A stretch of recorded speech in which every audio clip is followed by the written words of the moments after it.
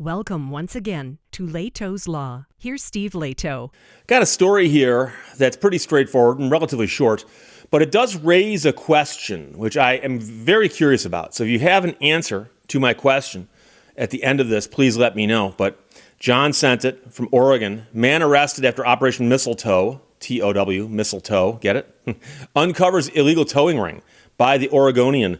A man is arrested Friday morning after months-long investigation led by the County District Attorney Office's Auto Theft Task Force that was called Operation Mistletoe. Mistletoe, get it?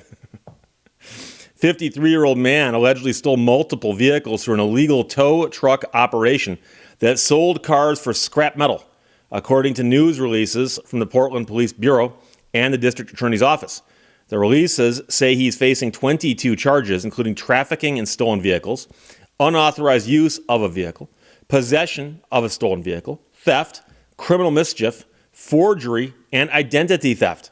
Now, the District Attorney's Office said that a recycling place sold about 80 vehicles to this other scrap metal place between August and early November.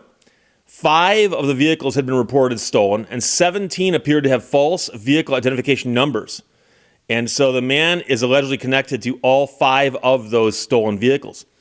Police said a big break in the investigation happened back in first week of December, second week of December, when a 97-year-old woman reported a tow truck driver trying to snag her Cadillac in the 1700 block of Northeast 66th Avenue.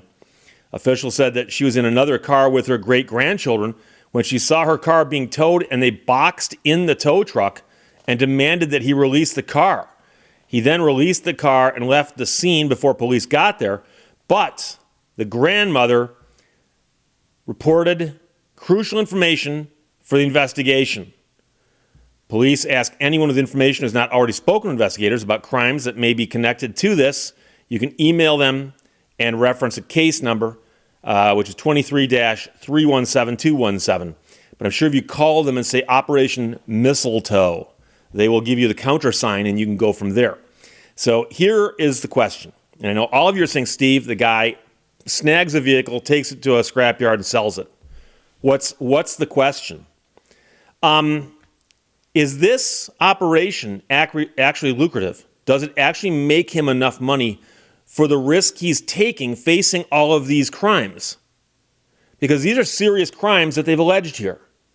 And you say, well, Steve, he goes down the street, he sees a car, he snags it, he takes it over and he sells it. What don't you understand about that? I'll tell you what I don't understand about that. Do you know what a car is worth scrap value? I actually looked it up to make sure I wasn't losing my mind on this, because scrap value of vehicles is routinely in the hundreds of dollars. Hundreds of dollars. So a small car might be worth $400. Larger car, $400 or $500, but not much. Not much. I know there's a catalytic converter in there maybe, right? But if it's being sold purely for scrap, it's not worth a lot of money. And worse, when you sell it for scrap, most scrap yards are regulated quite heavily, meaning that a normal scrap yard will not go, oh, you've got a vehicle with no title? Sure, we'll scrap it for you. So that means that you either have to dummy up some documents, mess with the VINs, as they said might have happened here, or have a scrapyard that's willing to work with you. But a scrapyard, and again, I could be speculating here, but a scrapyard is not going to say, gee, I normally pay $400 for that car, you've got no title and it's stolen? Sure, I'll still give you $400 for it. No. If they know it's stolen, no paperwork, and they've got to crush it tonight just in case, they'll give you $100 for it, I bet, if you're lucky. And some places won't take it. So, again, reading between the lines here, I suspect the guy's got a scrapyard someplace, and they mentioned that there might be scrapyards involved. The guy's got a scrapyard someplace that the guy goes, look, if you bring me those cars, and you can do it quietly, and no one raises any suspicion, $100, no questions asked per car. Is that worth it? Now, I know you're going to say, but Steve, if I can just go grab a car, $100, go grab another car, $100, how much money can I make in a night? Is it really worth it, though? And again, I don't know. It just seems to me that when you're driving around with a tow truck, looking for cars to grab, and you're making $100 per car, considering the crimes that you'll be charged with when caught, the $100 per incident doesn't really seem worth it. Is it $400 a car with no title, brought in the evening in a hurry? Quick, can we get this thing out of here? I don't know, but I can't imagine it's that much money. So this is one of those stories where I look at it and go, wow, someone's making a little bit of money by taking a gigantic risk. And I know that years ago, there was a time, and the reason I know a lot about this is I remember reading a lot of articles about it in Detroit.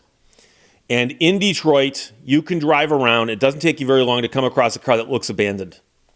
Is it abandoned? It may or may not be, But is there anybody around watching it? Not at the moment. How fast can a good tow truck driver hook up a car? I know. I used to do it all the time. And I was using the old school tow truck with a power takeoff winch. Okay? Nowadays, I suspect a guy, if there's a vehicle parked on the street, nothing in front, nothing in back, I suspect a guy can pull up and get that car out of there in a matter of a handful of minutes, just a couple minutes. Okay? Even so, I can also tell you that the way these things got out of control back in the good old days, that you have to be licensed to operate a tow truck in the city of Detroit, and many places require a license.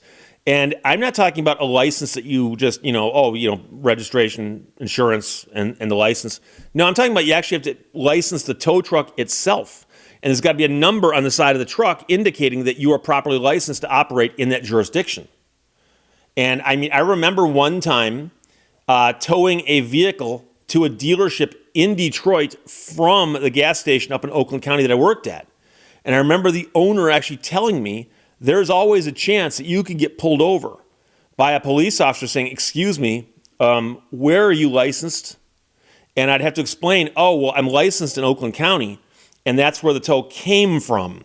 And I believe that was good at the time, but I don't know. Didn't get pulled over. But the Detroit police got really cagey about seeing tow trucks driving around the middle of the night with nothing hooked up to them, or with things hooked up to them that looked like junk. And it's like, what are they doing out on a Saturday night at 10 o'clock at night towing a vehicle? Now, if they're working for the police, that might make sense. But if they pull you over, go, what are you doing with it? I'm taking it to a junkyard. Oh, a scrapyard's open at this time? Yeah, a friend of mine owns a scrapyard. And another thing to tell you is I actually have scrapped a vehicle. I scrapped one of my old Explorers. I actually wrote an article about it for Jalopnik years and years and years ago. But I had an old Explorer that had 237,000 miles on it. Still had the original engine, transmission, never touched the original starter, the original water pump. I mean, it was falling apart, but it kept running. It was one of those things. With machines, it would still be alive today. But I remember thinking to myself, I could sell it for a few $100, but I don't want to deal with the hassle. And besides that, I can probably get a couple $100 scrap value. And I remember calling a scrapyard, and the guy goes, what do you got? I go, it's a 2002 Ford Explorer. And the guy goes, oh, what condition's it in? I go, it's complete and it runs. And he's why are you scrapping it? I said, it's got high mileage. AC doesn't work. The windshield is cracked. I started rattling off all the things that are wrong with it. I go, but technically it still runs. He goes, do you have the title? I go, yes. He goes, okay. And now I wish I'd asked him, just for educational sake, what would you have said if I said, I don't have the title? I suspect you'd have said, oh, you need to get a title and call me back.